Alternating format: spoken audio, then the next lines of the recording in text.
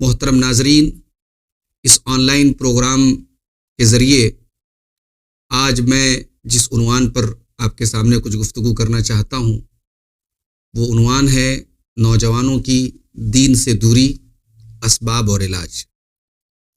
محترم ناظرین، نوجوان کسی بھی قوم کا سب سے قیمتی سرمایہ ہوتے ہیں۔ کوئی قوم اگر دنیا میں ترقی کرنا چاہتی ہے، کامیاب ہونا چاہتی ہے، زمانے کے تقاضوں کو پورا کرنا چاہتی ہے، تو اس قوم کے نوجوانوں کا صحیح ہونا بڑا ضروری ہے۔ اگر کسی قوم کے نوجوان بے عمل ہو جائیں، بیکار ہو جائیں، تو اس قوم کو پھر برباد کرنے کے لیے کسی اور چیز کی ضرورت نہیں ہے، یہی کافی ہے۔ آج امت مسلمہ کے نوجوانوں کی جو حالت ہے، دینی اعتبار سے بھی اور دنیاوی اعتبار سے بھی، دونوں اعتبار سے جب اپنے نوجوانوں کے ہم حالات کو دیکھتے ہیں تو بڑا افسوس ہوتا ہے۔ ہمیں اپنے نبی صلی اللہ علیہ وسلم کی سیرت کی طرف پلٹنا چاہیے کہ ہمارے نبی صلی اللہ علیہ وسلم کی سیرت میں نوجوانوں کا کیا کردار رہا ہے۔ اللہ کے رسول صلی اللہ علیہ وسلم کے صحابہ میں، آپ کا ساتھ دینے والوں میں جو اولین صف اول کے جو لوگ ہیں، ان میں اکثریت آپ کو نوجوانوں کی ملے گی۔ اور نوجوان اللہ کی نظر میں اور اس کے رسول کی نظر میں اور شریعت کی نظر میں کتنے قیمتی ہیں، اس کا اندازہ آپ اس سے لگائیں کہ قرآن حکیم میں اللہ تعالیٰ نے ایک سورت نازل کی، سورۃ الکہف، اور اس سورۃ الکہف میں اللہ تعالیٰ نے کچھ نوجوانوں کا واقعہ بیان کیا جو اپنے دین اور ایمان کو بچانے کے لیے اور اپنی توحید کی حفاظت کے لیے اپنے محلوں کو چھوڑ کر، اپنے عیش و آرام کو چھوڑ کر اور اپنی عیش و عشرت کی زندگی کو چھوڑ کر آبادی سے دور ایک غار میں جا کر کے لیٹ گئے، اور اللہ تعالیٰ نے انہیں 300 سال تک سلائے رکھا۔ ان نوجوانوں کا تذکرہ کرتے ہوئے اللہ تعالیٰ نے قرآن کریم میں اس بات کو ہائی لائٹ کیا ہے، اس بات کو فوکس کیا ہے، فرمایا کہ انہم فتیۃ آمنوا بربہم، یہ چند نوجوان تھے جو اپنے رب کے اوپر ایمان لائے۔ یعنی ان کی جوانی کو اللہ تعالیٰ نے ہائی لائٹ کیا ہے کہ وہ نوجوان تھے۔ گویا اس میں قیامت تک آنے والے نوجوانوں کو یہ میسج اور پیغام ہے کہ اپنی جوانی کی قدر و قیمت کو سمجھو۔ ناظرین، آج ہمارا نوجوان دین سے دور ہے، اور حقیقت یہ ہے کہ موجودہ جو دور ہے یہ دین سے دوری کا دور ہے۔ دین اس دور میں اجنبی بن چکا ہے۔ اللہ کے نبی صلی اللہ علیہ وسلم فرماتے ہیں، صحیح بخاری اور صحیح مسلم کی روایت ہے کہ بدأ الاسلام غریبا وسیعود کما بدأ غریبا، اسلام جب شروع ہوا تو اجنبی تھا، اور اسلام آگے چل کر پھر اجنبی ہو جائے گا۔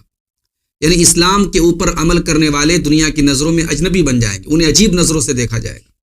تو جب ایسا دور آ جائے، فطوبی للغرباء، اللہ کے نبی صلی اللہ علیہ وسلم فرمایا کہ بشارت سنا دو، خوشخبری سنا دو، جنت کی بشارت دے دو ان اجنبی لوگوں کو جو دین پر عمل کریں گے۔ پوچھا گیا کہ اے اللہ کے رسول من ہم الغرباء، کہ اجنبی کون لوگ ہیں؟ تو آپ نے فرمایا کہ اجنبی وہ لوگ ہیں اناس صالحون فی اناس سوء کثیر، کہ اجنبی وہ لوگ ہوں گے جب بہت زیادہ برے لوگوں کا دور ہوگا، برے لوگوں کی اکثریت ہوگی، تو یہ نیک لوگ ہوں گے، یہ صالح لوگ ہوں گے۔ اور فرمایا کہ من یعصیہم اکثر ممن یطیعہم، ان کی نافرمانی کرنے والے زیادہ ہوں گے، ان کی بات ماننے والے کم لوگ ہوں گے۔ یعنی ایسا دور آئے گا کہ نیک لوگ کم ہوں گے اور پھر ان نیک لوگوں کی بات ماننے والے لوگ بھی کم ہوں گے۔ اسی دور کے بارے میں اللہ کے نبی صلی اللہ علیہ وسلم فرمایا کہ یأتی علی الناس زمان الصابر فیہم علی دینہ کالقابض علی الجمر، یہ ترمذی کی صحیح روایت ہے کہ لوگوں پر ایک ایسا دور آئے گا جب اپنے دین پر ثابت قدم رہنے والا، اپنے دین پر جمع رہنے والا ایسا ہو جائے گا گویا اپنے ہاتھ میں انگارہ لینے والا ہے۔ یعنی دین پر ثابت قدم رہنا اور دین پر عمل کرنا اس قدر مشکل ہو جائے گا۔ اسی طریقے سے صحیح ابن حبان کی ایک روایت ہے، اللہ کے رسول صلی اللہ علیہ وسلم فرماتے ہیں لَتَنْقُضَنَّ عُرَى الْإِسْلَامِ عُرْوَةً عُرْوَةً، اسلام کی رسی ایک ایک کر کے، اس کی جو ڈور ہوگی وہ ایک ایک کر کے کھلتی چلی جائے گی۔ کلما انتقضت عروۃ تشبث الناس بما تلیہا، ایک رسی کھلے گی، رسی کی اس کا ایک دھاگا کھلے گا تو لوگ اس کے بعد والے میں منہمک ہو جائیں گے، اس کے بعد والے میں لگ جائیں گے۔ اور اس کے بعد آپ نے فرمایا کہ اولہن نقضا الحکم، سب سے پہلی چیز جو کھلے گی اور جو ختم ہوگی وہ انصاف ختم ہوگا، فیصلہ کرنے میں انصاف لوگ نہیں کریں گے۔ وآخرہن الصلاۃ، اور سب سے آخر میں نماز اٹھائی جائے گی، نماز ختم ہوگی۔ تو نوجوان آج دین سے دور کیوں ہیں، اس کے اسباب کیا ہیں اور اس کا علاج کیا، اس پر آج ہم گفتگو کریں گے۔ سب سے پہلی چیز جو ہمیں سمجھ میں آتی ہے نوجوانوں کے دین سے دور ہونے کا جو پہلا سبب ہے وہ یہ ہے کہ اسلام کے دشمنوں کو بھی معلوم ہے کہ مسلمانوں کو اگر برباد کرنا ہے تو پہلے ان کو نوجوانوں کو برباد کرنا ہوگا. تو انہوں نے خاص طور سے مسلمان نوجوانوں کو ٹارگٹ کیا ہے. وہ نشانے پر ہیں اسلام دشمن طاقتوں کے. آپ دیکھیں مسلم علاقوں میں ڈرگس سپلائی کیے جاتے ہیں. ایک بڑی تعداد میں مسلم آبادیوں میں نوجوان ڈرگس کے اور نشے کے شکار ہیں. اور اسی طریقے سے بے حیائی کے جو آلات ہیں اور بے حیائی کی جو چیزیں ہیں وہ مسلمان نوجوان لڑکوں اور لڑکیوں میں خاص طور سے جو ہے ان کو پروموٹ کیا جا رہا ہے. تو یہ پہلی وجہ ہے کہ نوجوان جو ہے یہ ٹارگٹ پر ہے اور نشانے پر ہیں. اور اللہ تعالیٰ نے قرآن کریم میں یہ بات واضح کر دی ہے کہ انسان کی زندگی کا سب سے قیمتی جو دور ہے وہ اس کی نوجوانی کا دور ہے. اللہ تعالیٰ نے سورہ روم کی آیت نمبر 54 میں فرمایا کہ اللہ الذی خلقکم من ضعف ثم جعل من بعد ضعف قوة ثم جعل من بعد ضعف قوة وشیبا. اللہ نے فرمایا کہ اللہ تعالیٰ نے تم کو کمزور پیدا کیا اور پھر کمزوری کے بعد تم کو طاقتور بنایا اور پھر طاقتور کے بعد طاقت کے دور کے بعد پھر اللہ تعالیٰ نے تم کو کمزور بنایا. اور وہ کمزوری کا زمانہ ایسا تھا کہ فرمایا کہ من بعد قوت ضعفا وشیبا کہ تم کمزور بھی ہو گئے اور بوڑھے بھی ہو گئے. تو بچپن کا زمانہ بھی کمزوری کا اور بڑھاپے کا زمانہ بھی کمزوری کا. ان دونوں کے بیچ میں طاقت کا جو زمانہ ہے وہ جوانی کا زمانہ ہے.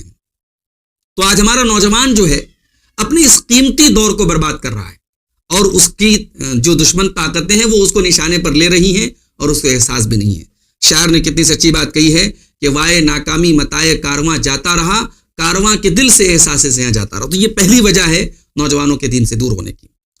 دوسری وجہ یہ ہے کہ آج نوجوان اپنے مقصد حقیقی کو بھول کے بیٹھا ہے. اسے معلوم ہی نہیں کہ اس کی زندگی کا مقصد کیا ہے. اس نے سمجھا ہے کہ کھانا کمانا انجوائے کرنا گل چھرے اڑانا یہ زندگی کا مقصد ہے. یہ زندگی کا مقصد نہیں ہے. زندگی اتنی حقیر نہیں ہے. زندگی اللہ تعالیٰ کی ایک امانت ہے. افحسبتم انما خلقناکم عبثا وانکم الینا لا ترجعون. کیا تم نے یہ سمجھ رکھا ہے کہ ہم نے تم کو بیکار پیدا کیا, تم مرنے کے بعد ہماری طرف پلٹ کر کے نہیں آؤ گے؟ ایحسب الانسان ان یترک سدی. کیا انسان یہ سمجھتا ہے اسے بیکار چھوڑ دیا جائے گا؟ الم یک نطفۃ من منی یمنی ثم کان علقۃ فخلق فسوى فجعل منه الزوجین الذکر والانثى. انسان یہ بھول گیا کہ وہ ایک حقیر نطفے سے جیتا جاگتا انسان اللہ نے اسے بنایا. تو جو انسان حقیر نطفے سے اللہ تعالیٰ اسے جیتا جاگتا انسان بنا سکتا ہے, الیس ذلک بقادر علی ان یحیی الموتى. کیا وہ اللہ مرنے کے بعد دوبارہ تجھے زندہ نہیں کر سکتا؟ تو ہماری زندگی کا مقصد کیا ہے؟ قرآن کریم کے 29ویں پارے میں اللہ نے فرمایا الذی خلق الموت والحیات لیبلوکم ایکم احسن عملا. کہ اللہ نے موت اور زندگی کو پیدا کیا تمہیں آزمانے کے لیے, تمہارا امتحان لینے کے لیے کہ کون تم میں بہترین عمل کرتا ہے. تو ہم اچھا عمل کریں, اللہ کو راضی کرنے والا عمل کریں, اس لیے اللہ نے ہم کو پیدا کیا ہے. اور یہی بات اللہ تعالیٰ نے سورہ ذاریات میں فرمائی کہ وما خلقت الجن والانس الا لیعبدون, کہ میں نے جنات اور انسان کو صرف اپنی عبادت کے لیے پیدا کیا.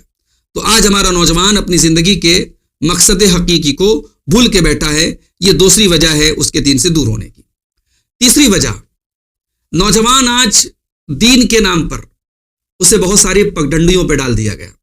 کوئی جلوس نکال رہا ہے, کوئی ماتم کر رہا ہے, کوئی بدعت و خرافات میں مبتلا ہے. تو اللہ کے رسول صلی اللہ علیہ وسلم نے جو شاہراہ ہمیں دی تھی, جو ہائی وے دیا تھا, اس ہائی وے کو ہم نے چھوڑ دیا. اللہ کے رسول صلی اللہ علیہ وسلم فرماتے ہیں, یہ مسند احمد کی صحیح روایت ہے, آپ نے فرمایا کہ انی قد ترکتکم علی البیضاء, میں نے تم کو بالکل روشن راستے پر چھوڑا ہے. لیلھا کنہارھا, اس راستے پر رات بھی دن کی طرح روشن ہے. لا یزیغ عنہا بعدی الا ہالک, اور اس راستے سے میرے بعد وہی ہٹے گا جو ہلاک اور برباد ہوگا. اس کے بعد آپ نے فرمایا کہ جب تم اختلاف کا زمانہ دیکھو فعلیکم بسنتی وسنت الخلفاء الراشدین المہدیین, تو تم میری سنت کو تھام لینا اور میرے خلفائے راشدین کی سنت کو تھام لینا. اور آگے آپ نے فرمایا کہ عضوا علیہا بالنواجذ, اس کو مضبوطی سے تم پکڑ لینا. اور وعلیکم بالطاعہ, اور اپنے امیر کی اطاعت کرنا. وان عبدا حبشیا, اگرچہ کوئی حبشی غلام تم پر امیر بنا دیا جائے.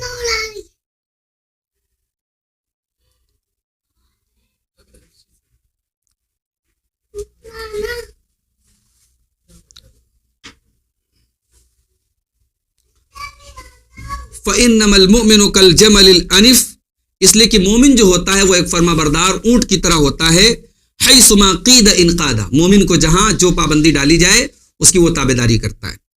تو یہ تیسری وجہ ہے نوجوان کے دین سے دور ہونے کی۔ چوتھی وجہ، ہمارا نوجوان آج دنیا پرست ہو چکا ہے۔ اس کی زندگی میں ہائے دنیا، وہ دنیا کے لیے جی رہا ہے، دنیا کے لیے مر رہا ہے۔ دنیا کمانا برا نہیں ہے، دنیا کے تقاضے پورا کرنا برا نہیں ہے، مگر دنیا کو سب کچھ سمجھنا یہ برا ہے۔ اور اسی بات کا ڈر تھا اللہ کے پیارے نبی صلی اللہ علیہ وسلم کو۔ آپ نے فرمایا، صحیح بخاری اور صحیح مسلم کی روایت ہے کہ مل فقر اخشى علیکم، مجھے تم پر فقر و فاقہ کا ڈر نہیں ہے، ولیکن اخشى علیکم ان تبسط علیکم الدنیا کما بسطت علی من کان قبلکم، مجھے ڈر اس بات کا ہے کہ کہیں دنیا تم پر اسی طریقے سے پھیلا نہ دی جائے جیسے تم سے پہلے کے لوگوں پر پھیلا دی گئی، فتنافسوها کما تنافسوها، اور جیسے پہلے کے لوگ دنیا کے لیے لڑنے لگے تم بھی لڑنے لگو، فتہلککم کما اہلکتہم، اور جیسے دنیا نے ان کو ہلاک کر دیا کہیں دنیا تمہیں نہ ہلاک کر دے۔ تو دنیا کی زندگی کو مقصد نہ بنایا جائے، اصل مقصد آخرت کو بنایا جائے، دنیا کو ایک آخرت کی زندگی کو بہتر بنانے کا ایک ذریعہ بنایا جائے۔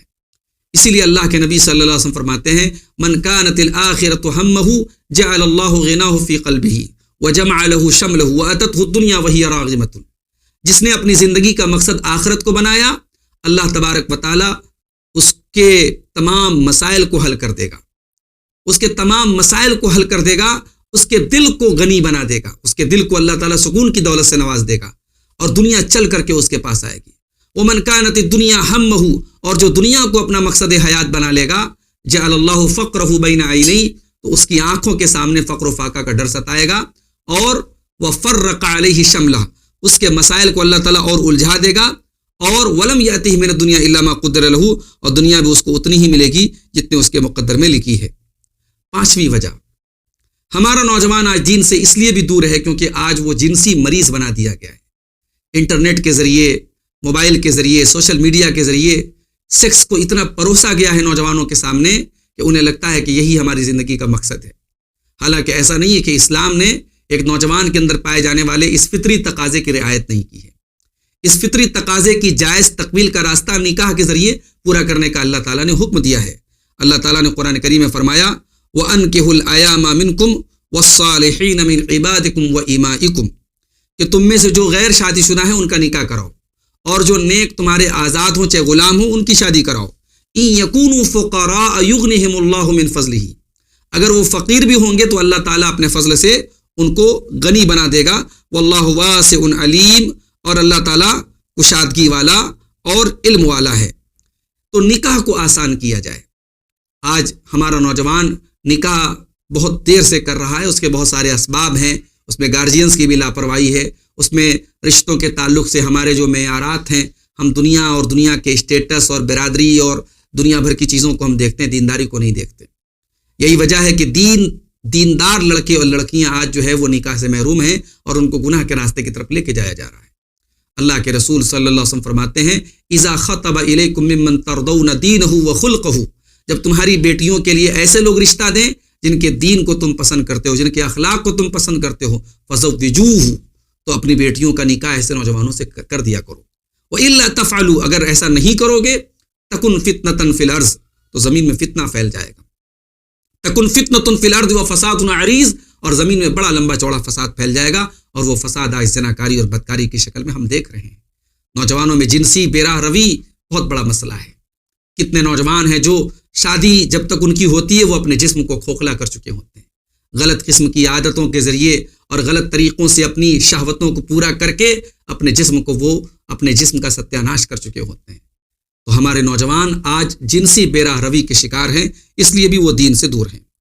نمبر 6، آج ہمارے نوجوانوں کا ایک مسئلہ یہ بھی ہے، وہ اس لیے بھی دین سے دور ہیں کیونکہ بہت سارے معاملات میں ہمارے نوجوان اور ہم سب اللہ کو راضی کرنے کے بجائے لوگوں کو راضی کر رہے ہیں۔ ہمیں اس بات کی تو فکر ہے کہ لوگ کیا کہیں گے، ہمیں اس بات کی فکر نہیں ہے کہ اللہ کو کیسے کیا جواب دیں گے۔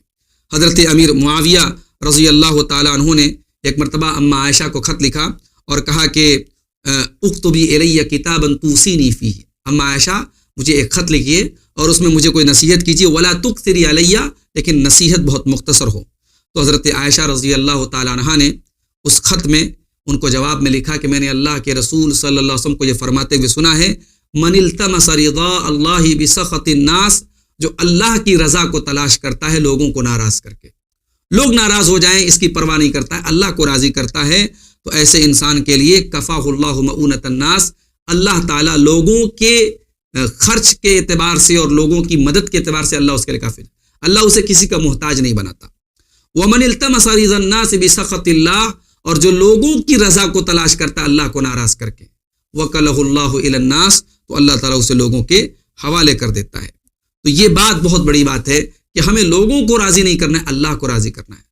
آپ دیکھیے اللہ کے رسول صلی اللہ علیہ وسلم کا نکاح جب اللہ تعالیٰ نے حضرت زینب بنت جہش سے کرنے کا حکم دیا تو وہ آپ کے منہ بولے بیٹے کی بیوی تھی، ان کے متعلقہ بیوی تھی، سماج کے اعتبار سے وہ بہو مانی جاتی تھی آپ کی، لیکن اللہ نے حکم دیا کہ آپ کو نکاح کرنا ہے، کیونکہ منہ بولے بیٹے کا رشتہ اسلام کی نظر میں کوئی رشتہ نہیں ہے، اس کی متعلقہ سے وہ آدمی شادی کر سکتا ہے جس نے اس لڑکے کو پالا ہے۔ تو اب جب یہ شادی کا معاملہ آیا تو اللہ کے نبی ڈر رہے تھے کہ لوگ کیا کہیں گے، تو اللہ تعالیٰ نے قرآن میں فرمایا کہ وَتُخْفِي فِي نَفْسِكَ مَا اللَّهُ مُبْدِيهِ، اے نبی آپ اپنے دل میں اس بات کو چھپا رہے تھے جس بات کو اللہ ظاہر کرنے والا تھا۔ وَتَخْشَى النَّاسَ، اور اے نبی آپ لوگوں سے ڈر رہے تھے، وَاللَّهُ أَحَقُّ أَن تَخْشَىٰ، جبکہ اللہ تعالیٰ زیادہ حقدار ہے کہ اس سے ڈرا جائے۔ تو یہ بہت بڑا مسئلہ ہے کہ آج ہم اور آپ لوگوں کو راضی کرنے کے چکر میں پڑے ہیں، اللہ کو ناراض کر رہے ہیں، تو یہ دین سے دوری کا ایک بہت بڑا سبب ہے۔ ساتواں سبب، آج ہمارا نوجوان کمپٹیشن اور ریس میں لگا ہوا ہے، کہیں نوکری کی ریس لگی ہے، کہیں کاروبار کی ریس لگی ہے، کہیں پراپرٹی کی ریس لگی ہے، کہیں جسم بنانے کی ریس لگی ہے۔ ہماری جو ساری ریس ہے وہ دنیا کے لیے، ہم آخرت کے لیے کوئی ریس نہیں کر رہے، ہم آخرت کے لیے کوئی کمپٹیشن نہیں کر رہے، کوئی مقابلہ نہیں کر رہے، جبکہ حقیقت میں مقابلہ جو ہونا چاہیے، منافست کا اور ایک دوسرے سے آگے نکلنے کا جو جذبہ ہونا چاہیے وہ دین کے لیے ہونا چاہیے۔ اللہ تعالیٰ نے سورہ آل عمران کے اندر فرمایا کہ وَسَارِعُوا إِلَىٰ مَغْفِرَةٍ مِّن رَّبِّكُمْ وَجَنَّةٍ عَرْضُهَا السَّمَاوَاتُ وَالْأَرْضُ أُعِدَّتْ لِلْمُتَّقِينَ، کہ اے میرے بندو اس جنت کی طرف، اللہ کی مغفرت کی طرف اور اس جنت کی طرف تم لوگ سبقت کرو اور ایک دوسرے سے آگے نکلنے کی کوشش کرو جو متقیوں کے لیے تیار کی گئی ہے۔ اسی طریقے سے قرآن کریم کے 30ویں پارے میں اللہ تعالیٰ نے جنت کا ذکر کرتے ہوئے فرمایا ختامہ مسک، کہ جنت کی جو شراب ہوگی اس میں مشک کی مہر لگی ہوگی یا اس میں آخر میں مشک کا ٹیسٹ ملے گا، اور اس شراب کا ذکر کرنے کے بعد اللہ نے فرمایا وفی ذلک فلیتنافس المتنافسون، کہ اے میرے بندو یہ وہ چیز ہے جس کے سلسلے میں لوگوں کو ایک دوسرے سے مقابلہ کرنا چاہیے۔ کمپٹیشن کی چیز تو یہ ہے، مقابلے کی چیز تو یہ ہے، دنیا کوئی مقابلے کی چیز نہیں ہے، لیکن آج ہمارا نوجوان دنیا کے چیزوں میں مقابلہ آرائی کر رہا ہے۔ نمبر 8، نوجوانوں کے اندر دین سے دوری کی ایک بہت بڑی وجہ یہ بھی ہے کہ شوق عبادت نہیں ہے، عبادت کا شوق نہیں ہے۔ عبادت کی جب بات آتی ہے تو نوجوان کیا کہتا ہے کہ جب ہم 50 کے ہو جائیں گے، جب زندگی سے ریٹائر ہو جائیں گے، ہم حج بھی کر لیں گے، ہم نماز کے پابند بھی ہو جائیں گے، ہم تہجد بھی پڑھ لیں گے، جبکہ ایسا نہیں ہے۔ اصل جو نوجوانی جو وقت عبادت کا ہے وہ نوجوانی کا وقت ہے، اور اسی لیے آپ دیکھیے کہ صحابہ کرام کی ایک بڑی تعداد ہمیں ایسی ملتی ہے جن کی جوانیاں عبادتوں میں اور اللہ کی بارگاہ میں رونے میں گزری ہے۔ آپ حضرت عبداللہ ابن عمر رضی اللہ تعالیٰ عنہ کو دیکھیں کہ وہ کہتے ہیں کہ روزانہ جب صحابہ کرام فجر کی نماز پڑھتے تھے تو اپنا اپنا خواب بیان کرتے تھے، تو میں سوچتا تھا کہ شاید میں اس لائق نہیں ہوں کہ اللہ تعالیٰ مجھے کوئی ایسا خواب دکھائے جو میں اللہ کے نبی سے بیان کروں۔ تو ایک مرتبہ کہتے ہیں کہ میں نے خواب دیکھا کہ 2 لوگ میرے پاس آئے اور وہ مجھے ایک کنویں کے پاس لے کر گئے، 2 فرشتے میرے پاس آئے اور مجھے ایک کنویں کے پاس لے کے گئے، اور میں نے کنویں میں جھانکا تو اس میں آگ جل رہی تھی۔ تو ایک تیسرے فرشتے نے آ کر کے کہا کہ تم ڈرو نہیں، تم اس میں داخل نہیں ہوگے۔ اس کے بعد میری نیند کھل گئی اور میں نے سوچا کہ اس خواب کا کیا مطلب ہو سکتا ہے، تو میں نے اپنی بہن حضرت حفصہ سے اپنا یہ خواب بیان کیا، اور انہوں نے اللہ کے رسول صلی اللہ علیہ وسلم سے پوچھا کہ میرے بھائی نے ایسا ایسا خواب دیکھا، اس خواب کا کیا مطلب ہے، اس کی تعبیر کیا ہے، اس کا مطلب کیا ہے؟ تو اللہ کے رسول صلی اللہ علیہ وسلم نے اس خواب کا مطلب بتاتے ہوئے فرمایا نعم الرجل عبداللہ، عبداللہ بہت اچھا انسان ہے، لو کان یصلی من اللیل، بس ایک بات کی کمی ہے، کاش وہ رات میں تہجد کی نماز پڑھے، وہ قیام اللیل کرے۔ تو بخاری شریف کے الفاظ ہیں کہ اس دن کے بعد سے عبداللہ ابن عمر کے کانوں میں جب یہ جملے پڑھے اللہ کے رسول صلی اللہ علیہ وسلم کے، فَكَانَ لَا يَنَامُ مِنَ اللَّيْلِ إِلَّا قَلِيلًا، وہ رات میں بہت کم آرام کرتے تھے، بہت کم سوتے تھے۔ تو یہ صحابہ کرام تھے۔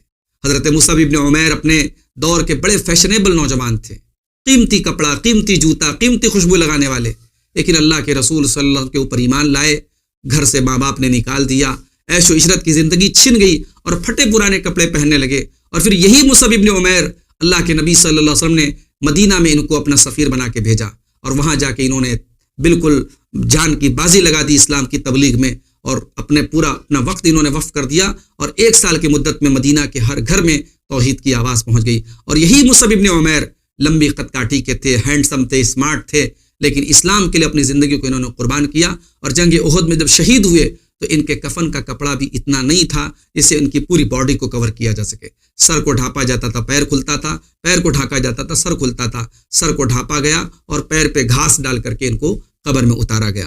یہ صحابہ کرام تھے، ان کے اندر عبادت کا شوق تھا۔ آج ہمارے نوجوانوں کے اندر ہمیں یہ بات تسلیم کرنی پڑے گی کہ عبادت کا شوق نہیں ہے۔ دین سے دوری کی نویں وجہ، آج ہمارے نوجوانوں کے اندر حلال و حرام کی تمیز نہیں ہے۔ جب ایک نوجوان کمانے لگتا ہے تو پھر اس کے دماغ میں یہ سودا سما جاتا ہے کہ ہمیں کمانا ہے، ہمیں پراپرٹی بنانا ہے، ہمیں پیسے کمانا ہے، کس طریقے سے کمانا ہے اس کی پرواہ نہیں کی جاتی۔ یہ بہت غلط علامت ہے اور یہ قرب قیامت کی ایک نشانی۔ اللہ کے رسول صلی اللہ علیہ وسلم فرمایا کہ یأتی علی الناس زمان لا یبال المرء من این اخذ المال، قیامت کے پہلے ایک ایسا دور آئے گا انسان پرواہ نہیں کرے گا کہ وہ مال کہاں سے کما رہا ہے، حلال طریقے سے کما رہا ہے یا حرام طریقے سے کما رہا ہے۔ آج سود ہو گیا، سٹہ بازی ہو گئی، جوا ہو گیا، ان تمام چیزوں کے ذریعے ہمارا نوجوان پیسہ کمانے کے چکر میں پڑا ہوا ہے۔ نمبر 10، نوجوان کے دین سے دوری کی ایک وجہ اپنے جوش اور اپنے غصے اور اپنے جذبات پر کنٹرول نہیں ہے۔ ہمارے بہت سارے نوجوان جوش میں آ کر کے وہ کام کر دیتے ہیں جس پر بعد میں انہیں پچھتانا پڑتا ہے۔ کتنے مرڈر ہوتے ہیں جو غصے میں ہو جاتے ہیں، کتنے یعنی لڑائی جھگڑے ہوتے ہیں اور کورٹ کچہری تک بات جاتی ہے، جیل تک جانے کی بات آتی ہے، اور اس کے پیچھے ریزن کیا ہوتا ہے؟ بس غصہ آ گیا اور غصے پر کنٹرول نہیں کر پائے۔ اللہ کے نبی صلی اللہ علیہ وسلم فرماتے ہیں لیس الشدید بالسرعہ انما الشدید الذی یملک نفسہ عند الغضب، پہلوان وہ نہیں ہے جو دوسروں کو کشتی میں پچھاڑ دے، پہلوان وہ ہے جو غصے کے وقت اپنے آپ کو کنٹرول کر سکے۔ اسی طریقے سے نمبر 11، نوجوانوں میں دین سے دوری کی ایک وجہ یہ بھی ہے کہ رشتوں کا پاس اور لحاظ نہیں۔ کتنے گھروں میں والدین کی ناقدری ہے، والدین کے ساتھ ان کی اولاد بدتمیزی کرتی ہے، بھائی بھائی کا جو رشتہ ہوتا ہے اس کا پاس و لحاظ نہیں کیا جاتا۔ ہمیں یہ بات یاد رکھنی چاہیے کہ اللہ تعالیٰ نے ہمیں ان رشتوں میں باندھ کے رکھا ہے اور ان رشتوں کو نبھانا ہے، اسی کو ہم صلہ رحمی کہتے ہیں۔ سب سے بڑا حق رشتوں میں والدین کا ہے، والدین کو تکلیف پہنچانا، ان سے قطع تعلقی کرنا یہ بہت بڑا گناہ ہے۔ اللہ کے نبی صلی اللہ علیہ وسلم فرماتے ہیں اثنان یعجلہم اللہ فی الدنیا والآخرہ، 2 قسم کے گناہ ایسے جن کی سزا اللہ تعالیٰ دنیا ہی میں دے دیتا ہے۔ وہ کون سے 2 گناہ ہیں؟ البغی و عقوق الوالدین، ایک ظلم کرنا اور دوسرے والدین کے ساتھ قطع تعلقی کرنا۔ نمبر 12، نوجوانوں کے دین سے دوری کی 12ویں وجہ یہ ہے کہ آج اصلاح کے کرنے والوں کی کمی ہے، مصلحین کی کمی ہے، اصلاحی کاموں کی کمی ہے۔ برائیاں ہو رہی ہیں، برائیوں پر نکیر میں کمی آ رہی ہے، برائیوں سے روکنے والے کم ہو رہے ہیں۔ اللہ تعالیٰ نے قرآن کریم کی سورہ ہود کی آیت نمبر 117 میں فرمایا کہ وَمَا كَانَ رَبُّكَ لِيُهْلِكَ الْقُرَىٰ بِظُلْمٍ وَأَهْلُهَا مُصْلِحُونَ، کہ آپ کا رب کسی بستی کو اس وقت تک ہلاک نہیں کرتا ہے جب تک اس بستی میں اصلاح کرنے والے لوگ موجود ہوں۔ تو مصلحین کی کمی اور مصلحین کی اور علماء کی قلت اور ان سے امت کا دور ہونا یہ بھی بہت بڑا سبب ہے دین سے دوری کا۔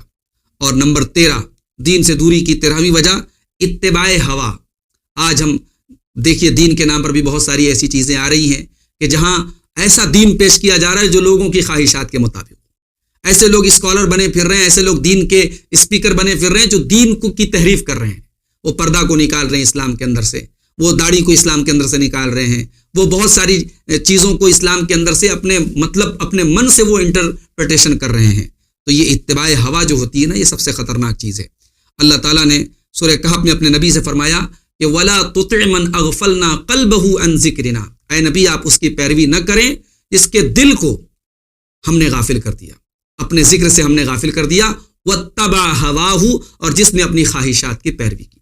اللہ تعالیٰ نے حضرت داؤد علیہ السلام کو حکم دیا کہ یا داؤد انا جعلناک خلیفۃ فی الارض، اے داؤد ہم نے آپ کو زمین میں خلیفہ بنایا ہے، فاحکم بین الناس، آپ لوگوں کے درمیان انصاف کیجئے، ولا فاحکم بین الناس بالحق، آپ حق کے ساتھ انصاف کیجئے، ولا تتبع الہوی، اور آپ خواہشات کی پیروی۔ ایک پیغمبر کو جن کا کام ہے قضا کا کام، فیصلہ کرنے کا کام، ان کو اللہ تعالیٰ حکم دے رہا ہے ولا تتبع الہوی، کہ اے داؤد آپ خواہشات کی پیروی نہ کریں، فیضلک عن سبیل اللہ، ورنہ خواہشات آپ کو اللہ کے راستے سے بھٹکا دیں گی۔ اور اسی طریقے سے یہود و نصارہ کی اندھی تقلید بھی ہمارے نوجوانوں کو دین سے دور کر رہی ہے۔ کرسمس کا تہوار آتا ہے، ہمارے نوجوان ایک بڑی تعداد میں کرسمس کے تہوار میں شامل ہوتے ہیں، مبارکباد دیتے ہیں، مناتے ہیں، جبکہ یہ تہوار اللہ تعالیٰ کو گالی دینے کے برابر ہے۔ اس تہوار پر نعوذ باللہ یہ عقیدہ رکھا جائے کہ اللہ کا بیٹا پیدا ہو رہا ہے، اسلامی عقیدے کے اعتبار سے تو یہ چیز کفر ہے، اور ہمارا نوجوان بڑے دھڑلے سے اس کو منا رہا ہے۔ کتنے گھروں میں آج بہت سارے ایسے تہوار اور بہت سارے ایسے فنکشنز منائے جا رہے ہیں جو یہود و نصارہ کی اندھی تقلید میں منائے جا رہے ہیں۔ سچ فرمایا تھا اللہ کے رسول صلی اللہ علیہ وسلم نے، لَتَتَّبِعُنَّ سُنَنَ مَنْ كَانَ قَبْلَكُمْ شِبْرًا بِشِبْرٍ وَذِرَاعًا بِذِرَاعٍ، کہ ضرور تم اپنے سے پہلے کی امتوں کے نقش قدم پہ چلو گے، اگر وہ ایک بالشت چلے ہیں تو تم ایک بالشت چلو گے، اگر وہ ایک ہاتھ چلے ہیں تو تم ایک ہاتھ چلو گے۔ تو یہ تو ہو گئے اسباب۔ اب آئیے مختصراً ہم یہ دیکھیں کہ علاج کیا ہے۔ تو علاج میں ہمارے نوجوان اگر دین سے دور ہیں تو ظاہر ہے بیماری کا علاج صحت ہے، اور دین سے دوری کا علاج دین کی طرف لوٹنا ہے۔ جب تک ہم دین کی طرف نہیں لوٹیں گے، کتاب و سنت کی طرف نہیں لوٹیں گے، ہماری اصلاح نہیں ہو سکتی۔ نبی کریم صلی اللہ علیہ وسلم نے فرمایا کہ انی قد ترکت فیکم شیئین لن تضلوا بعدہما، دو چیزیں میں تمہارے درمیان چھوڑ کے جا رہا ہوں، جب تک انہیں تھامے رہو گے گمراہ نہیں ہو سکتے۔ کتاب اللہ و سنتی، ایک اللہ کی کتاب ہے اور ایک میری سنت ہے، ولن یتفرقا، اور یہ دونوں الگ نہیں ہو سکتی۔ قرآن و حدیث ان دونوں کے مجموعے کا نام دین اور شریعت ہے۔ دوسری چیز یہ ہے کہ ہمارے نوجوان اگر اپنے آپ کو دین سے قریب کرنا چاہتے ہیں اور دین سے دوری کی جو بیماری ہے سے بچنا چاہتے ہیں، تو اپنی جوانی کے وقت کو غنیمت جانیں۔ جوانی کے جو لمحات ہیں، ایک ایک منٹ کو قیمتی جانیں، اس کو برباد نہ کریں۔ جوانی کی راتوں کو عبادت میں گزاریں، جوانی کے دن کو لوگوں کی خدمت میں اور خدمت خلق میں اور اپنے کاروبار میں اور اپنے جائز امور میں اور دین کی خدمت میں گزاریں۔ جوانی کو غنیمت جانیں۔ اللہ کے رسول صلی اللہ علیہ وسلم فرمایا، اغتنم خمسا قبل خمس، 5 چیزوں کی قدر کرو 5 چیزوں کے آنے سے پہلے۔ صحتک قبل سقمک، اپنی تندرستی کو غنیمت جانو بیماری کے آنے کے پہلے۔ وشبابک قبل حرمک، اپنی جوانی کو غنیمت جانو بڑھاپے کے آنے کے پہلے۔ وغناک قبل فقرک، اپنی دولت کو غنیمت جانو غربت کے آنے کے پہلے۔ وفراغک قبل شغلک، اپنے وقت کو غنیمت جانو اپنے بزی ہونے کے پہلے۔ وحیاتک قبل موتک، اور اپنی زندگی کو غنیمت جانو موت کے آنے سے پہلے۔ اسی طریقے سے تیسری جو چیز ہے جو ہمیں ان فتنوں سے بچا سکتی ہے اور جو علاج ہے اس دین سے دوری کا، وہ یہ ہے کہ نوجوان اپنے آپ کو شرمگاہ کے فتنوں سے بچا کے رکھیں، وقت پر شادی کریں اور اپنی خواہشات کو جائز طریقے سے پوری کریں۔ بہت بڑا فتنہ اس دور میں شرمگاہ کا فتنہ ہے، اور اس فتنے کے بارے میں اللہ کے رسول نے کیا فرمایا؟ آپ نے فرمایا کہ 2 چیزوں کی ضمانت دو، میں تمہیں جنت کی ضمانت دیتا ہوں۔ من یضمن لی ما بین لحیہ اضمن لہ بالجنہ، جو 2 چیزوں کی گارنٹی مجھے دے دے، ایک شرمگاہ کی اور ایک زبان کی، میں اسے جنت کی گارنٹی دیتا ہوں۔ تو شرمگاہ کے فتنوں سے نوجوان اپنے آپ کو بچا کے رکھیں۔ چوتھی چیز یہ ہے کہ عبادت کی طرف توجہ دیں، فرائض کی تو پابندی کریں، ساتھ میں نوافل کا اہتمام کریں۔ تہجد کے لیے بہترین وقت جوانی کا وقت ہے۔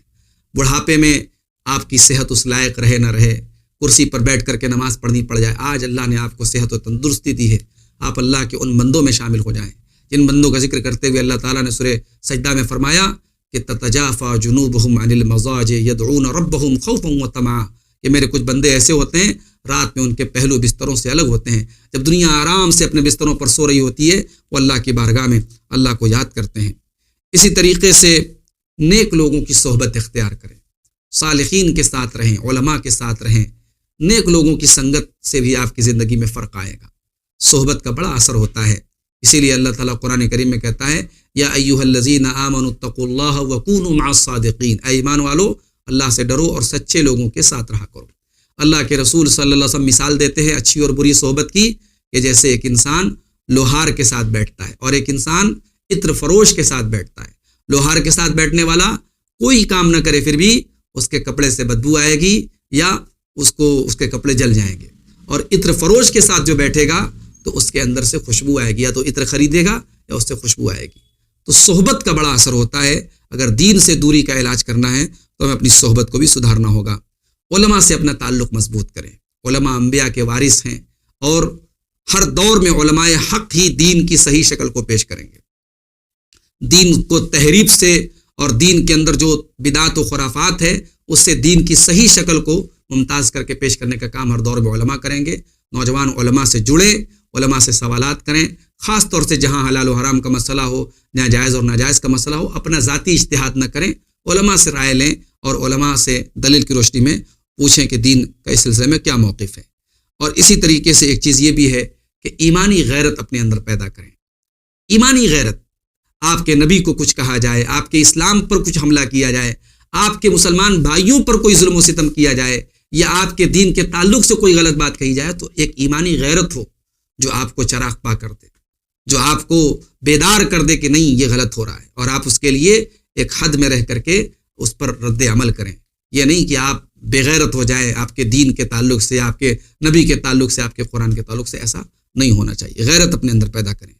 اور اسی طریقے سے آخری چیز یہ ہے کہ نوجوان اگر اس چیز کا علاج کرنا چاہتے ہیں تو اپنا آئیڈیل بنائیں اللہ کے نبی کو اور صحابہ کرام کو.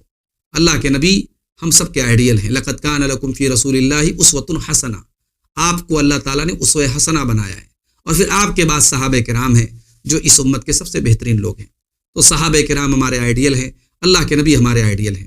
ہمارے نوجوان اللہ کے رسول کی سیرت کو پڑھیں، صحابہ کرام کی زندگی کو پڑھیں. بزرگوں کو چاہیے کہ اپنے بچوں کو، گارجینز کو چاہیے کہ اپنے بچوں کو صحابہ کی سیرت بتائیں. خواتین کو چاہیے کہ وہ صحابیات کی سیرت پڑھیں جو ہمارے اصل ہیروز ہیں، جو ہمارے اصل آئیڈیلز ہیں. اور جب ہم ان کی زندگیوں کو پڑھیں گے اور اس کو پھر ہم نافذ کریں گے اپنے اندر، تو انشاءاللہ بہت تبدیلیاں آئیں گی، اور جو دین سے دوری کا معاملہ ہے وہ انشاءاللہ ختم ہوگا. تو یہ ایک بڑے اہم عنوان پر آپ کے سامنے ایک مختصر سی گفتگو پیش کی گئی. ہم اللہ سے دعا کرتے ہیں اللہ تعالی ہمارے نوجوانوں کو دین سے قریب ہونے کی توفیق عطا فرمائے، اور یہ جو برائیاں اور جو منکرات بیان کیے گئے اللہ تعالی ان سے ہمارے نوجوانوں کی حفاظت فرمائے.